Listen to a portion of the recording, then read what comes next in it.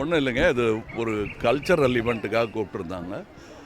அங்கே மாணவர்களுக்கு இருக்கும் சந்தேகம் எனக்கும் இருக்கிறது நிறையா.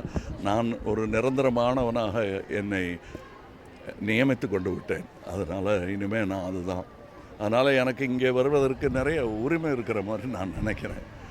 அது தவிர எனக்கே 2 பெண்கள் இருக்கிறாங்க. அவங்க இந்த காலேஜில் படிக்கலைன்னாலும் உலகத்தில் பெரிய காலேஜில் படிச்சுக்கிட்டு இருக்காங்க.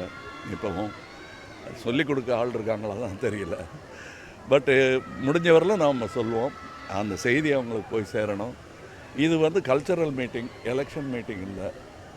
ஆனால் அரசியல் எல்லா இடத்துலையும் புகுந்து தாக்கிக்கிட்டு இருக்கிற இந்த நேரத்தில் அதை பற்றி பேசலைன்னாலும் அந்த குறியீடையாவது அவங்களுக்கு காட்டணும், அவங்களுக்கு புரிய வைக்கணும் என்பதற்காகத்தான் நான் இங்கே வந்திருக்கிறேன். இது ஒரு அரசியல் மேடை பேச்சாக நீங்கள் கருதக்கூடாது.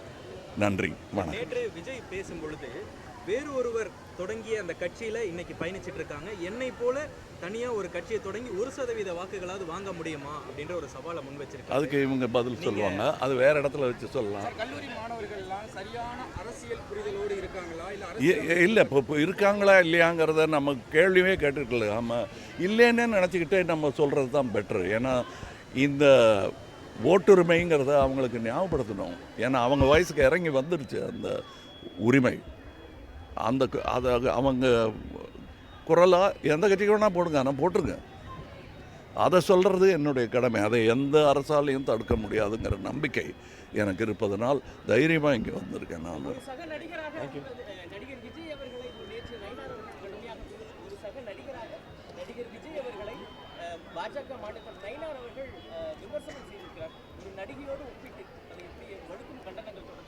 அது அவங்க அரசியல், அது என்ன அரசியல் அல்ல.